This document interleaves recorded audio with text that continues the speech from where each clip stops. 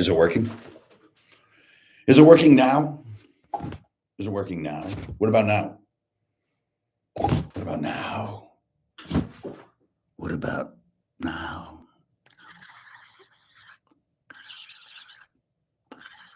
Okay. Sorry, that could be addictive. Well, greetings, programs. It's old Ingrid Bernal here, chilling in this different spot. Behind the camera here, you're not seeing it, but there is a gigantic heap of wires and garbage because I was going to set up a new camera, new microphone, set up this entire new space because I'm going to be doing some new stuff. I'm going to be doing some paint and videos, some other stuff, and none of it worked. None of it.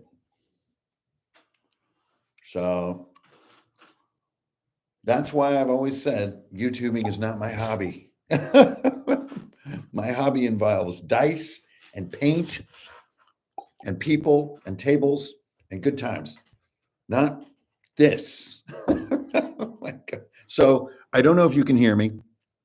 I hope you can. I hope it's not too echoey and bizarre. I mean, we're talking everything.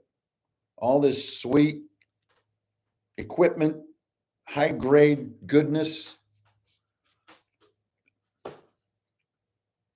Yeah. So I guess that's the opening tone. Hi guys. Thanks for tuning in. What is it, Thursday? It's already somehow 12:15. So wow. I was sitting there plugging and unplugging things for 1 hour. I hate it. I hate the way that they have made gear now. It's so twisted. Anyway, pardon me. All right. So yeah, I guess that's the opener. Well, it's Thursday. It's April 10th, and it's 10/10 because today is a momentous April 10th. It is the 10th anniversary of Runehammer itself. Runehammer was originally founded or trademarked, set into reality, given its business license as an LLC in 2025, right on April 10th of 2020 or 2015. And the reason that I did it is I knew I was going to start getting into some silliness. I was an early adopter of Kickstarter. I did a game called The Daring and the Doomed on Kickstarter that was a pretty decent success. I wound up having a vast amount of boxing and shipping to do in my house. That part I wasn't a huge fan of, but the creative experience was super fun. And that was when the term Runehammer, which I'd been throwing around for 5 years at least before that, was sort of legally placed into my custodianship. So that is why today is the 10th anniversary. There's also some other reasons around April 10th. For many years in my career, right around April 10th, or sometimes exactly on the day, I would quit my job.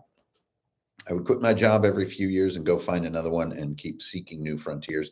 And so that was the timing that eventually led to founding Runehammer exactly 10 years ago today. It's funny though, because, come to chill with y'all on YouTube for a minute. And I'm, as I mentioned there in the beginning, I really do want to get a compact mobile live streaming setup so that I can do a lot of stuff in this amazing space that I have, where I can let you in a little bit more.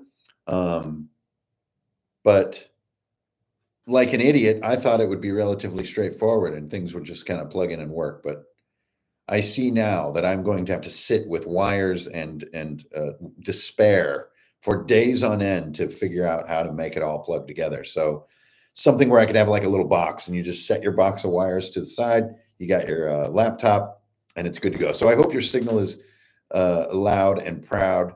I'm just using the built-in gear now. I'm using the built-in camera and the built-in microphone. So it's probably absolutely spectacular YouTube quality levels right now. I don't know. I can't tell. I don't even have slider controls or anything. Okay. Anyway, just got to move past all that madness. So what I wanted to do too was just sort of start this next year. Let's put it that way. It's not so much on YouTube today to revel in the madness of what has come to be called Runehammer Day in my family, which is usually where we have about 50 liters of beer and go kind of ape. But this year's a little different. It's a little quieter today. There's a birthday today, so that kind of, is a thing. And yeah, it's just a little different this year. There's a different feel, and I think that's really what I wanted to chat with y'all about. And I know that this video will go into the archive, so if you're watching this in the future, one of the things, and if you hear some murmurs, it's because the shop is open today, so there will be people moving around.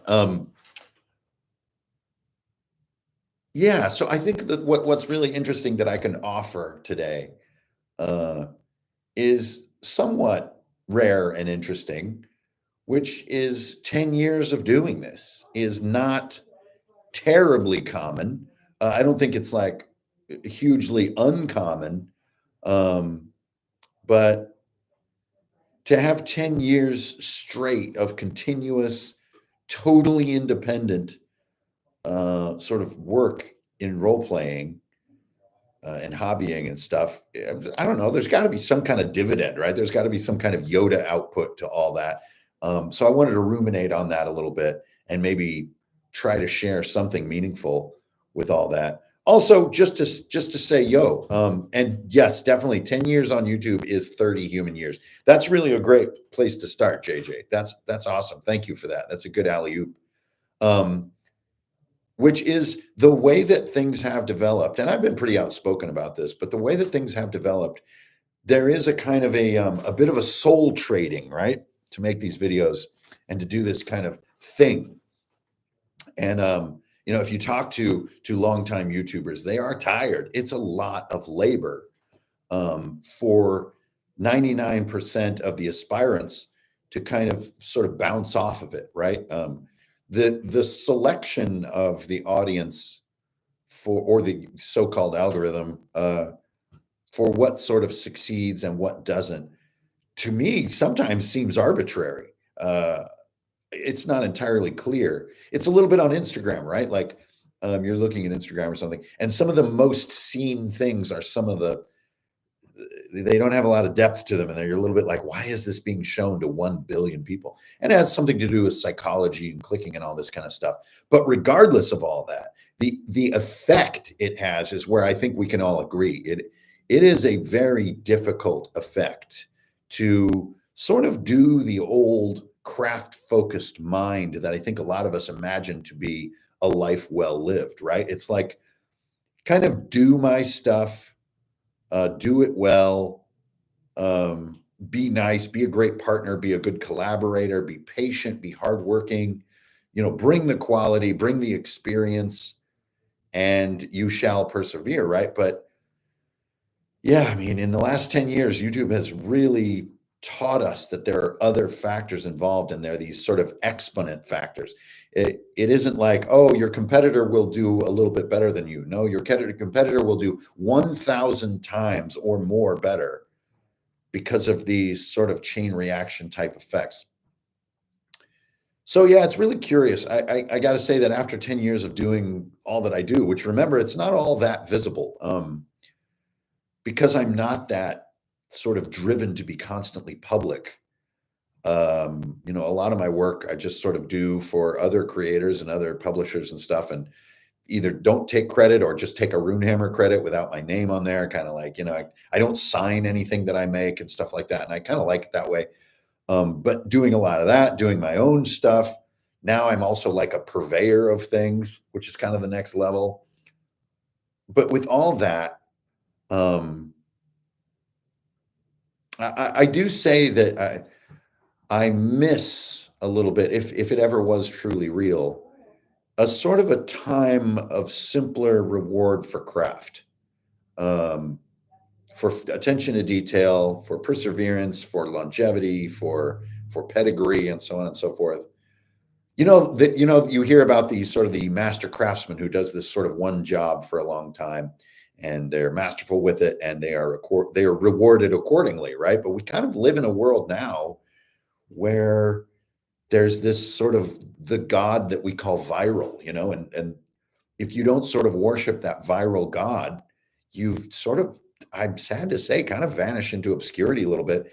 And it used to be a mild effect on your viability as a professional, but now it's like an exponential effect. So that part, I got to say, I'm not a huge fan of. Not a huge fan. I think that us having more access to each other constantly, like all this constant sort of fan made, or not fan isn't the right word, just us made, just society made material. On the one level, we know each other a lot better, which is really cool. Like, and we know each other globally, which is really great. But then on the other hand, in some ways, maybe we almost know too much, which I talked about with the Dr. Manhattan podcast that I did, which is like we get so many answers so quickly from all over that there's a lot less discovering. There's a lot less. And if someone in your immediate area, in your local area, has some answers, they're kind of demoted, right? It's a little bit like that Amazon effect on shops, right? If you have a store online that has absolutely everything and you don't even have to get off your couch to get it, the cool shop down the way that's been there for years that has the stuff, I mean, their value is just like instantly sort of wiped, right? And this syndrome is well talked about. But as far as one of the first realizations for this sort of 10-year moment of thinking, I'd say that's one of the bigger ones. Is like times have changed a great deal in these 10 years, and I would invite all of you to think back about 10 years ago, 2015. Um, Man, we had, wow. And it isn't just like sort of garden variety nostalgia. I'm just trying to speak specifically about Runehammer. I do think that there's a little bit of a first album syndrome. Sometimes your debut effort can have so many years of passion behind it, which mine did. It can be hard then to live up to everyone's expectation that you're going to bang one of those out like every year. Index Card RPG for me had a couple of decades of buildup to that happening. And I think it kind of shows now that these 7 years have passed since it came out. Um, and it's hard to just sort of do it again, like they say when you're riding your bike and you do a cool wheelie and somebody goes, do it again, do a backflip, that kind of stuff. So that's definitely a factor too. So uh, it's proven, a real test of tenacity, I would say, to kind of keep going. Like if you're wanting to sit in this position in a few years, like tenacity is like, whew, it is a huge property for doing this kind of stuff. I would even put it well above skill. Is tenacity. Skill is nice, and skill combined with friendliness, you will always have work. So I still constantly have work. And for that, I'm really grateful and quite, as they say, hashtag blessed. Oh, wait, no, it's this hashtag blessed. People come to me from all over and are curious about, or, want me to be part of their project, either as a writer or an artist or whatever. And like, that's awesome. So that part, yes, that's skill talking, right? But if you want to be independent and cut your own path and stuff, tenacity is absolutely huge. And I definitely have learned that. I would say that in some cases, my tenacity is almost overdone in a way that limits me a little bit. Like I do find the emotional and the reward and financial reversal of sort of the Kickstarter syndrome to be something I do not have a taste for. I really think it's sort of erosive for the way that we think about value and stuff. No shade on people who use it, rock on, but for me personally, it is just not the thing. And looking back, what an expensive value choice that is for me. And that's that kind of tenacity, right? It's like sticking to your guns, as they say, no matter what. And so it can give you dividends of knowing yourself and of like bringing the thunder, but it can also cost you dividends. So that tenacity is kind of crazy. But yeah, if I can get this little mobile setup going, then we can do some art streams with a lot more efficacy. We can do some painting streams. I can do streams in different parts of the shop, which right now I'm in the octagon. It's kind of more brightly lit right now, which is a little weird. Like the back wall kind of looks kind of strange in this kind of light. But it's still very nice to sit in here. It's nice to sit in here and share this with YouTube because already in the last 6 months, so many good times have happened in here. It's crazy, and for so many people. And that's the next thing I would want to talk about is the shop, right? So it's been 10 years, and in this past 6 months, I've been living this kind of humble shopkeeper life. And that has been really, really, really eye-opening. Like toward the end of last year, I would say from mid-October to the end of the year was absolute craziness in this shop. It was so busy all the time, both with people playing games as well as shopping for books and dice and other gifts and stuff like that. It was so wild. And then you come to the change of the year, and as all other, shopkeeper types know, you have, like this sort of winter slowdown and everything. And that's been interesting to adapt to. I do think I dreamed of a little more bustle as far as, the hobbyists like sort of, I don't know, swarming or something. I'm not sure what I imagined, but it sort of happened at the end of last year, but then sort of slowed back down. And I can feel it now picking back up as summer approaches.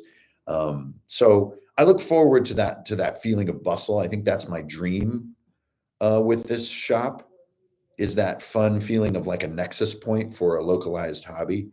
Um, and I think that dream is moving along nicely. We've definitely like made it over that initial hump of starting a business, which was tough. That was 15 months of setup time to get the space set up, to get the licenses and the permits and do all the stuff. And that was a major hurdle to make it over, both emotionally, financially, et cetera. But yeah, I think that the dream of this is definitely alive, of playing somewhere that's not your house, but that's not a con. And I know that's really specific, but there's that like annoying tenacity again. Like I just don't like conventions, as I've said so many times. And the world continually wants to just shake me like a baby and say, just like the con, just go. We'll just play in a hotel room or something. It's just not for me. It's just not my vibe. So vast amount of resources have been put into somewhere to play that is not a con, but is not your house. So that part's been really cool. I think the other part, and the unspoken part, or maybe the semi-obvious part, is just the awesome part.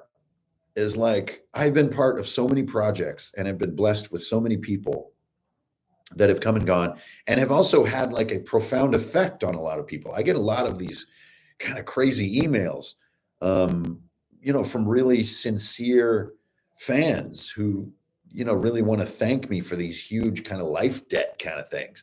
And that stuff's amazing. I just don't share it with anyone. I don't talk about it publicly in any way, but that part has been great. Yeah. Yeah. So that whole journey has been really great. I mean, it has had hard parts too, like for reasons I guess I might understand with my subconscious, but not with my conscious mind. I kind of have witnessed a lot of like being sort of past, like sort of driving my brand in the slow lane, like the old person in the old Model A Ford. And I see a lot of people who started after me kind of just rip past me with their sort of so-called success, just leave me in the absolute dust. That has sucked and been frustrating. I've never truly figured out how I fit into things. I think in some ways, I think I'm sort of an outsider to the sort of hobby community for reasons I truly don't understand. I think some people I know, some friends and people I know well would be able to explain it. But me, myself, being sort of self-examining on that, I can't figure it out.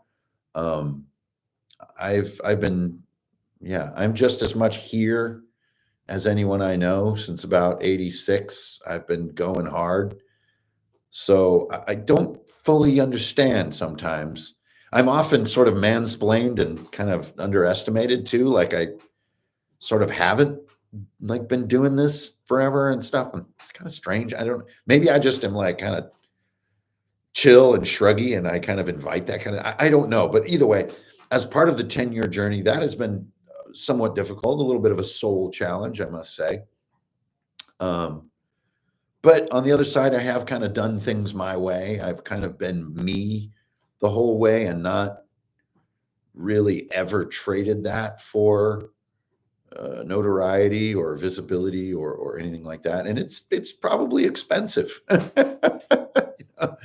It's probably expensive to be that way. But I think that's just how I am. That's just sort of my thing. Um, Another one, and I wanted to sort of encourage, almost on the exact opposite, is sitting here at the tail end of 10 years of doing this. Um, I have been successful in a survival aspect, in better than survival, honestly. I am a very, very top selling independent creator. And those sales just continue to chug along. They're just like a machine at this point. And of course, I have all the people that work with me to thank for that, who helped me push the buttons and everything. Like if I had someone help me do YouTube, we would have like this sick, well-produced show. I know that because as I've mentioned so many times, like my specialty isn't doing this. So I have surrounded myself a little bit with some people who've really helped.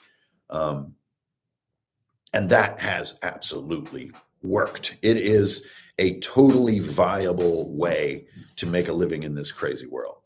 So that's cool. Really grateful for that.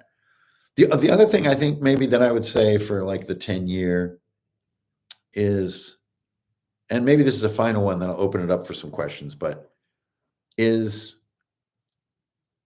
our hobby itself has changed. No, I'm not looking for an editor. Editor's the last thing I need. What I meant to say with that comment is a tech person who can build me a setup that will work turnkey every time I hit the power button and make it where it looks top grade and sounds top grade, and I never have to touch a single settings button again in my life. But um, the final comment I want to make, though, is like the hobby itself. It's changed in 10 years. And I think the biggest thing that has changed our hobby in 10 years is a combination of YouTube and Kickstarter. And this combination doesn't affect, I think, the widest aspect of the hobby, which is probably like brand name D&D and Warhammer. So those very broad brands, and the more that you kind of get out of the internet mindset and see it, they really are vastly dominating. It's like the old saying that on its worst day, D&D sells more books than the entire indie scene combined. And that's hard to wrap your head around, but I do think that some of the core of what makes our sort of hobby scene what it is comes from this kind of think tank, right? And this think tank is vast. It's a lot of people all working and playing, publishing, painting, building, designing, all this kind of stuff.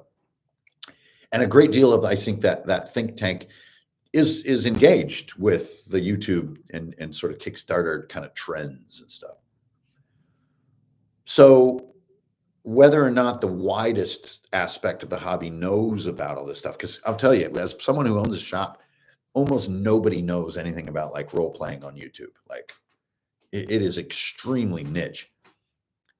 But I do think that the tonality of the hobby has changed a bit. There's a bit of how do I put it? In some ways almost feels like a sort of a daycare. Like if I go back 10 years, it felt very much like everybody's just kind of doing it. We're just sort of doing the stuff, and it was widely varied. There was a ton of variety. I would say even more the further you go back, there was more and more variety. Definitely like, obviously fifth edition caused a huge brand consolidation there for a moment.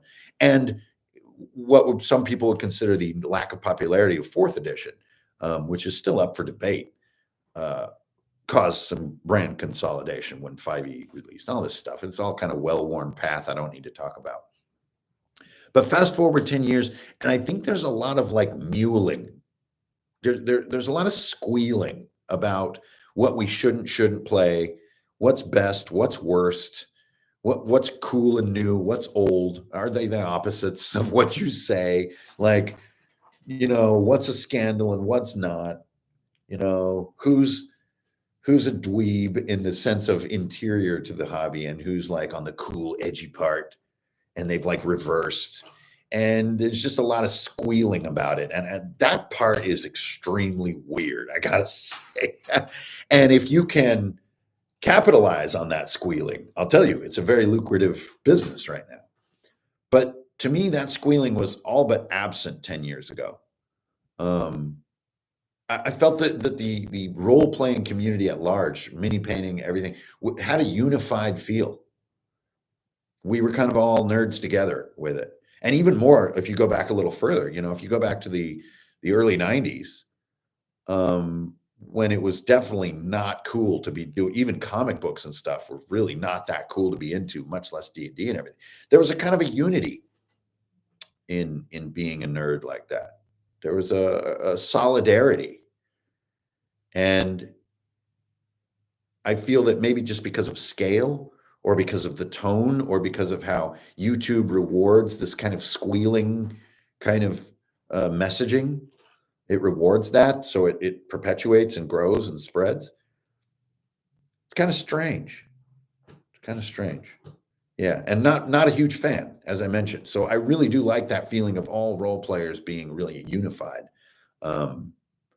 Instead of and it's obviously just become more competitive too. It's just a bigger industry and stuff like that. So I don't know. All I know is that 10 years have passed. I'm still right here. I'm still playing marathons. I'm still running weekly games. I'm still wargaming every week. I'm still playing D&D, thinking about notes, running old modules, making up homebrew modules, ordering colossal dragons just for the sake of, having a colossal dragon, and then building a whole adventure around a colossal dragon, still doing all those things, switching suddenly to everything papercraft, then switching suddenly to everything back to miniatures, then switching back to dry erase, and like all those things I'm still doing, sort of uninterrupted. And so to think that the tonality or the fundamental sort of liquid of the hobby is shifting a bit while all that steadiness is occurring can be weird. Doing anything for 10 years can be weird.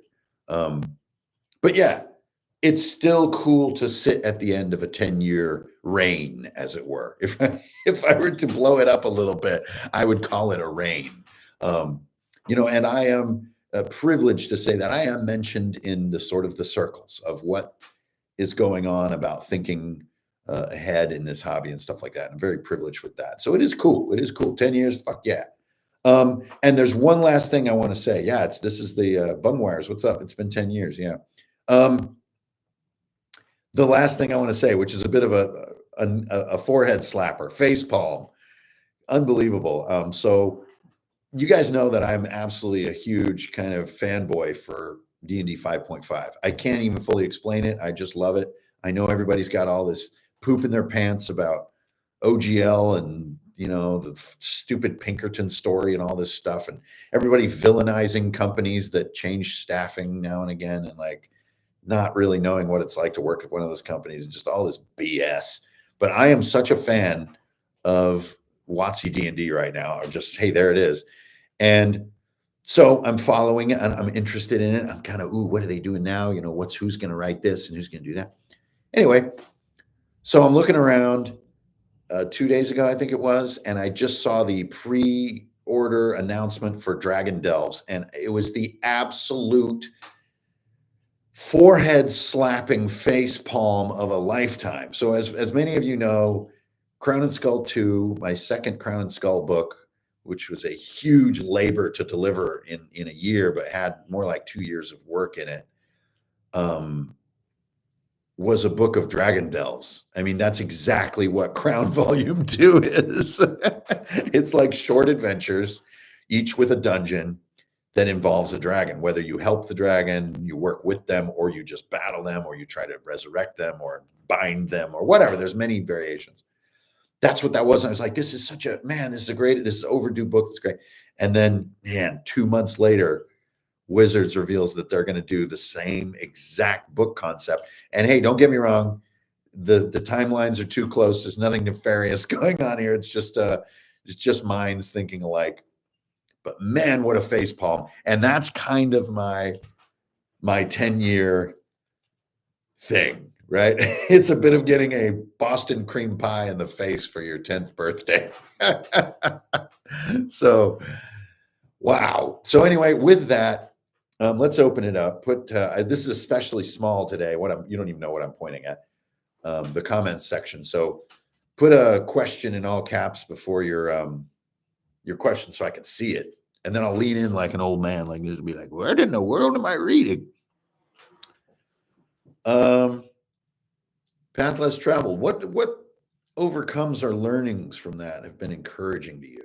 What kind of moments have been my fuel to continue? Wow. Well, I think the fuel to continue always comes from moments that are completely unsung to the public. That the parts that I love most about what I do are never public in any way. They're completely hidden and should remain that way. And there are moments with my friends. And just doing what this hobby is in some cases at a really, really high level of immersion and fun and design and dynamism and action and role playing, like really getting those, they're completely undocumented. And I think that they will always be what fuels me to continue. But as far as overcomes or learnings, I'm telling you, this tenacity and patience thing is my Waterloo. I mean, this is my hamburger hill, is being calm. Like as a creative person, I have always fueled on the sort of bipolar cycle of creativity. Like when I'm on something, when I'm like fixated onto a piece of bait creatively, I am the fastest, and I have multiple skills. So I can do the art, do the layout, do the writing. I can slam this stuff. But if I'm sort of off, as they say, man, I'm just like, what am I doing? What is the point? I'm getting out competed like left and right. Like what? Oh, I'm such a buffoon. You know what I mean? So overcoming that kind of, manic / depressive bipolar creativity cycle would be really good for me. That calm tenacity, that's where I want to go. And I have moments where I win and moments where I lose, but I think that's my biggest learning to do. How do I feel? I feel good. I feel calm today. I don't really have to work much today. I feel somewhat mellow today. Yeah. That's an interesting question, Michael, because it is hard to describe how it feels like to have 10 years of this. And by the way, the independence level that I have been so stubborn to demand has been extreme. I have been so totally self-sufficient with this stuff that it is risky business. And sometimes you're on the razor's edge, and you don't have a backing or a big family or something to provide any kind of safety net. Just like, wow, it's not for the faint of heart. I'll tell you that much. That's about how I feel. What are you most grateful for over the last 10 years? Well, it's probably personal. I don't know if it would have anything to do with Runehammer. Runehammer is like my labor. It's like my project. So I don't often feel like, thank you, Runehammer. I mean, Runehammer is like me cutting rock with a chisel. So I think the things that I'm the most thankful for are in my personal life. And man, I've been through the ringer a little bit, but I'm grateful to say that on the opposite end of a ringer, a lot of times you'll find a lot of sunshine coming out in life. So just make it through that ringer. I don't respond to all caps. That kind of drives me crazy because it reminds me of Trump. I really don't like all caps. Please don't do that. We don't need to be like that. Vintage Zebra. What's one instance of you seeing someone engage with something that you've created and makes you proud or happy of what you've accomplished professionally? Geez, wow, that's a big one, Vintage. Interacting with. It's probably, I guess, how Alex Alvarez, the author of Altered State, and my good buddy. I think it's probably seeing how he ran with Index Card RPG, like truly adopted it as his core go-to system, and just works it like a skilled GM does. And I think that was really satisfying, especially just because it's a good mutual respect friendship. So seeing that he could just let that rip, and he enjoys it and just it feels free to warp it. That's really, really satisfying. And I know that's true of a lot of people, but with him in particular, again, just because it's a friend, it's part of your personal life. And that's where like the real dividends of things exist. What do we got? Way down, man, that's tiny. What is it that you especially it disappeared? For a newcomer who has no D&D books, do you recommend yes, get 2024. 2014 is ancient. Get 2024. It is vastly better organized. The classes are better. Meta magic is better. The table indexing is better. The ease of finding or rolling random magic items and other things like that is better. It includes the beasts, which is quite handy. So lets you homebrew any monster you want, just kind of based on those beasts. I think the art is kind of cooler. It's got some Sparkle Pony art in it, which I know people have critiqued, but it kind of fits. The player's handbook is the cheerful book. It's for the players to see themselves in a bright light. Also, the background section in 2024 is a huge upgrade. You could really start a character just by doing background and stats and start going places. So get 2024. Get it. Be that way. Or just get the SRD if you don't want to spend money.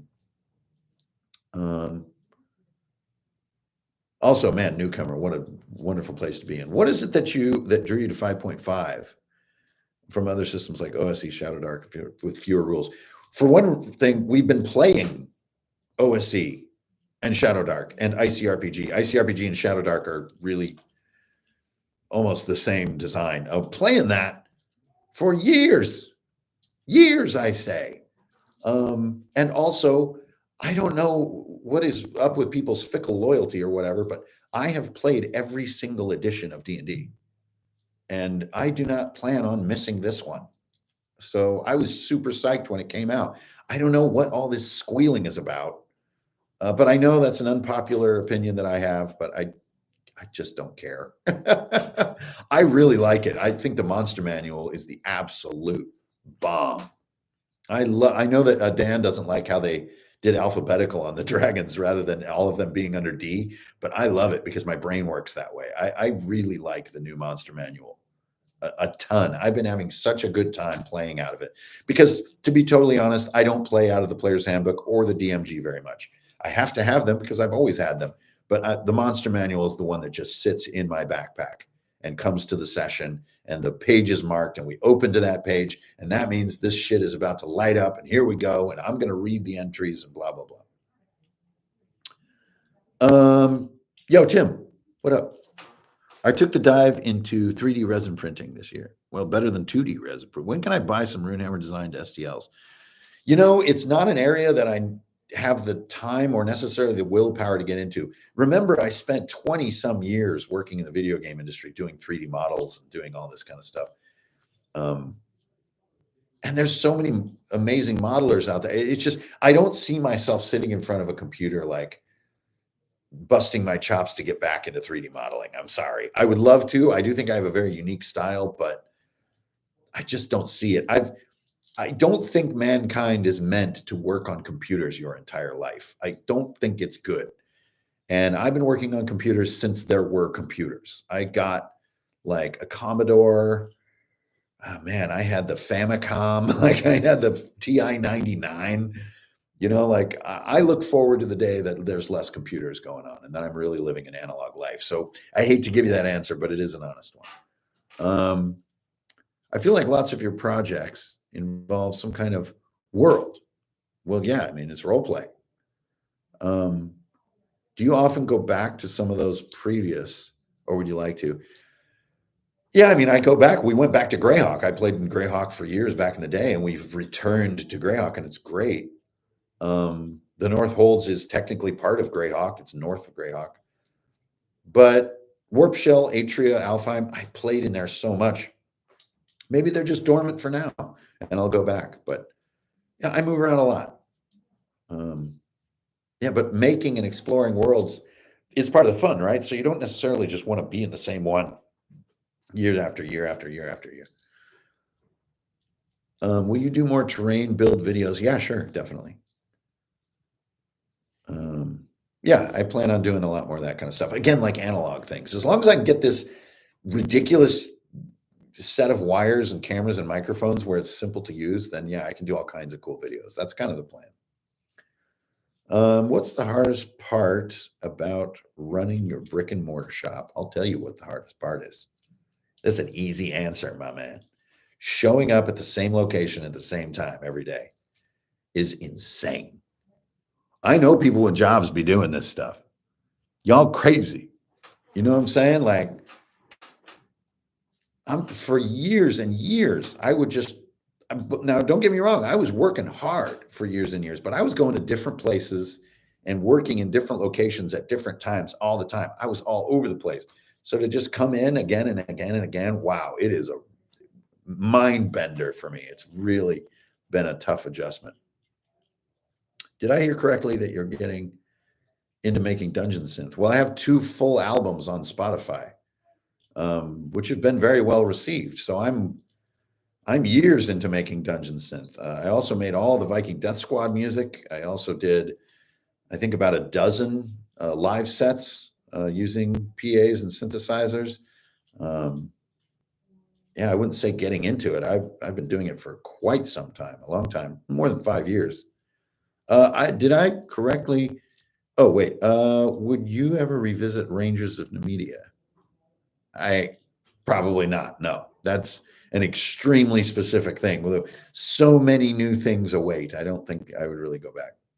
One Ring is absolutely one of the best systems, books, supplements, everything that you can ever play. That's why we went up and did the marathon in the cabin. We did a marathon here in the shop of the One Ring. I absolutely adore it. Probably one of my favorite releases of all time. What do you think of kitchen sink worlds? Anything goes. It's hard to answer that without seeing session by session. Again, worlds, in my opinion, are not created like whole cloth. They are created one session at a time by players and GM together. Worlds are not just made up. Everything goes. So what? What's the first session? Show me what the game is. Then I can judge your world, so to speak. What would be the biggest dream you had 10 years ago that I managed to achieve? Probably not related to work. Probably dreams that relate to my personal life, you know. Things like exploring, you know. I love to explore the planet. You know, and even some things like, you know, riding cross-continental and back again on my motorcycle by myself and, you know, kind of exploring that personal frontier. Some of that stuff I think is the biggest deal. Surviving is definitely a good one. The survival rate for amputees of my age is not good. It is not good at all. It's very low. It's shockingly low. So I'm very proud that I've managed to physically stay on the attack since 2008 with absolute consistency to stay alive and healthy. You know, so not necessarily stuff with Runehammer and everything. I mean, I'm proud of some of the dreams that I've accomplished as far as doing this, but I never thought of it that way, honestly. It's never been like, oh, someday there's this dream. It's more like, what's my angle? What am I going to do to live in this society? Like, how do I fit in? You know, like, I don't think they're going to let me be a professional fisherman. I don't think anybody's going to let that happen. I got to come up with a plan over here. What's your favorite character flaw of a hero, ally, or villain? Character flaw? Oh, I don't know. Probably something that would relate to an active member of the game. So the flaw would need to be a direct link to a player or to the GM or to an NPC, but there's a direct link that involves a weak point. Like how superheroes, the only reason they hide their identities is because you can't find out who their family is, right? So that family connection is usually really powerful. But I love a game where there is a direct connectivity between either players or characters, NPCs, stuff like that. So that connectivity, that would be my favorite. And is that really a flaw, or is that like the best thing about you? I think that's interesting. Did you see the future for the Dark Sun? Do you see a future for Dark Sun? Well, sure. I mean, anybody who wants to play Dark Sun happily can invent its future. I think what's weird about the Dark Sun fan community is they're like, bring back Dark Sun. It never went away. It never disappeared. I mean, what do you need? 5e stats? That's not hard. It's insanely simple. So what is it you're needing from Dark Sun that you don't already have? Is it another chapter? There's a lot of supplements for it. There's a lot to it, more than can be played in years of time. So I'm not sure what is desired that isn't already there. Yeah. I think sometimes some of the things that seem the coolest because of their angle, their gimmick, their MacGuffin, actually have some vastly reduced longevity. And I think that's the case with Dark Sun. What's your favorite dungeon synth artist? That's tough. I mean, there's what is it? Side quests, Fife, Norder is really cool.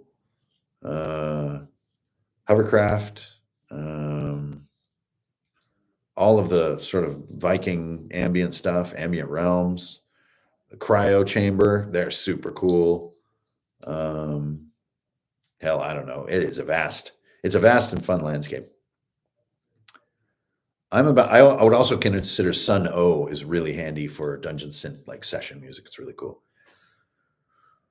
I'm about to start what I hope to be a long-term campaign, but I only have 2 players.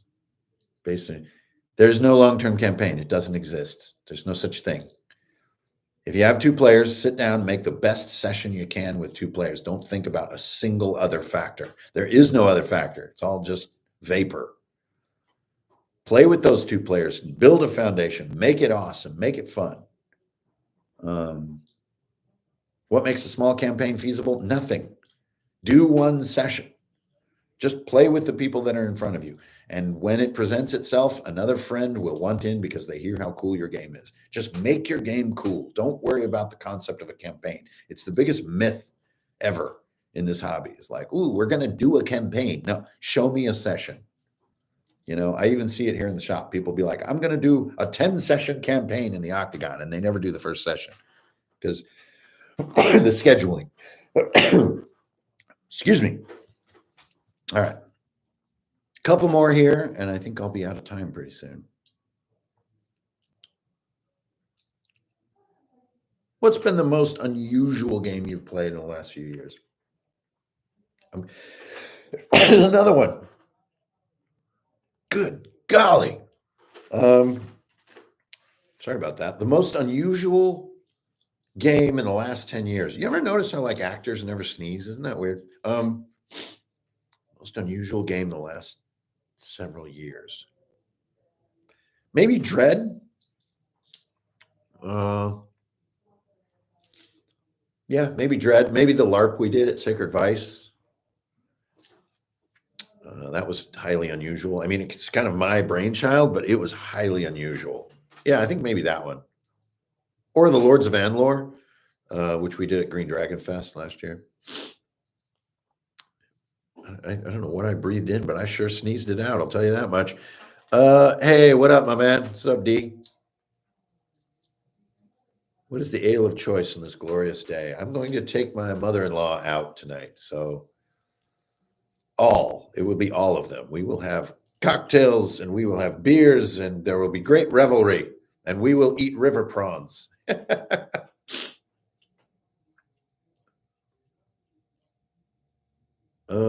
Question. Do you like lots of monsters, or do you prefer a curated selection? Enemies in Halo Doom come to mind, making challenging encounters without lots of monsters. Again, I think it's a little bit of a red herring, I'm sorry to say.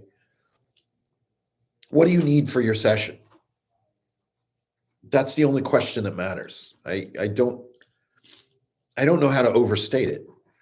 Well, I need wolves, and then there's like this big dude who has like a bloody apron on, and then there's all these little like hatchling spider things when they get back to the village. That's kind of it. Like I really think just look at it one thing at a time.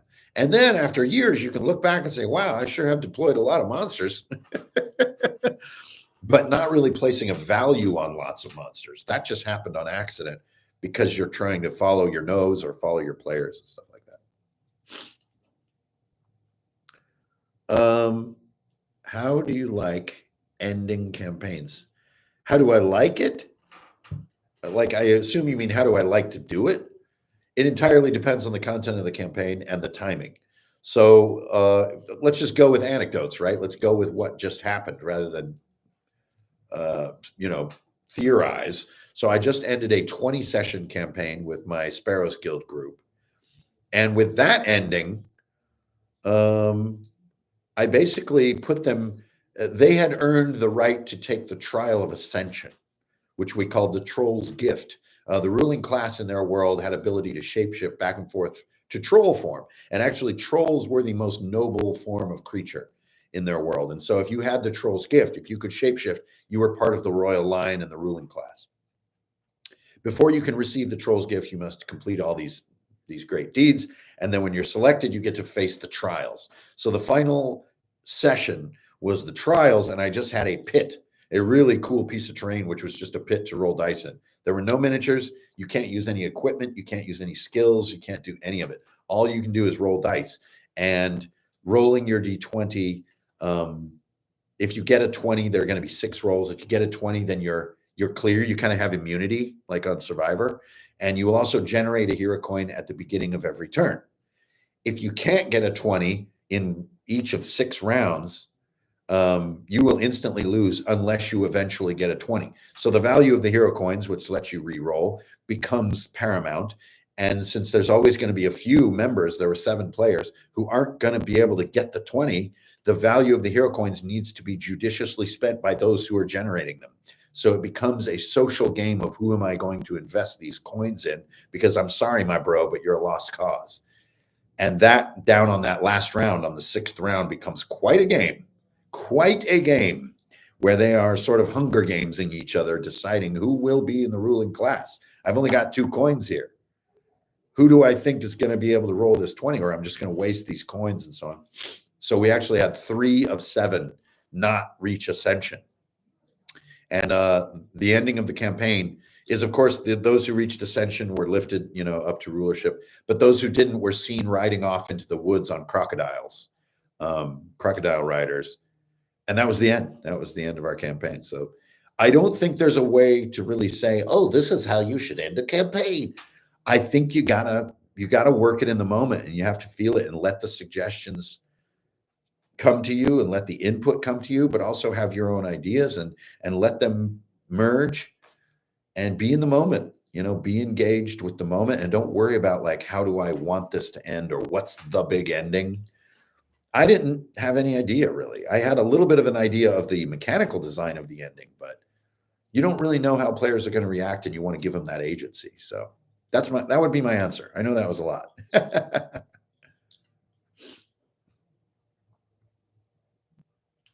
Yeah, and you guys know me at this point. I've been on YouTube for 7 years. I'm really all about this stuff. I really think that hyperbole and hypothetical talk about this hobby is way too ubiquitous. I know a far more than a handful of people who talk about D&D endlessly who don't really play it except very rarely. And so what you get into is talking about this kind of armchair kind of stuff. And so I really like to talk about what happened this week. What happened last week. Talk about a session I just played and really bring it in. I think that is lacking in our hobby right now. And I think that those who are perpetrating this kind of armchair stuff can happily be called out on it, and get your butt to the table more and get in there with real human beings. And I know some people are forced to play online, and I've done it, Lord knows, for like 3 years. But frankly, it is a different activity. It is a foundationally different thing to do. It is a slow-moving video game with some friends. This is very different. So yeah, that talking about the actual, as you all well know, that is like my thing. Is there a particular game system that would shifted your approach to designing your games and why? Oh, that did shift it. Well, yeah, I mean, Fantasy Hero from 1985 was huge influence on me. GURPS and Rifts and TMNT were all huge influences on me in the beginning. I would say D&D was one of the less impactful things on my own design aesthetics, and I would say that I've paid somewhat dearly. I think I've paid somewhat dearly for that. I think that's that fringe that I kind of talked about, right? I kind of from the beginning was a bit on the fringe. I played all these other games before I played D&D, and I think it's, as a professional, I do have to say that has limited me a little bit. There's less customers on the fringe. What can I say? I'm getting some audio peaking. Well, I don't know what to tell you. I have all this equipment I'm not using. I'm just using the built-in webcam. So you're gonna have to email Apple. What's this thing? 5 things you did last week? 5 things I did last week. I don't know. All the stuff that everybody does. I worked, ate, slept, had a beer. All right. So, anyways, it's coming up on 1:15 now. I've got other stuff to do. Wowzers. 10 years, y'all, as the entity known as Runehammer. And probably 10 more. I really don't see a huge reason to stop. What's been your fun surprise about the hobby in the last 10 years? Fun surprise? I don't know. Probably 3D printing. Maybe it was never saw that one coming. Yeah, I don't know. That would probably be the biggest one. Also, the fact that I wound up in this whole pipeline. I think that's a big surprise. I never planned on doing this. I was just doing my own thing in my own little bubble. So yeah, that kind of a surprise in itself. You said you ended the campaign after 20 sessions. I ended it after 20 sessions because I needed to rearrange my player base. I was having too many players vying for positions. Things got too popular. And so I needed to wrap one chapter so that I could split my player base into 2 groups instead of one big group vying for table space. So it was a necessity. Yeah. Anyway, you guys, thank you so much for tuning in today on this most momentous of days. If you're in the Philly area, please come in Saturday. We're going to have quite a party. We're going to have our first sale.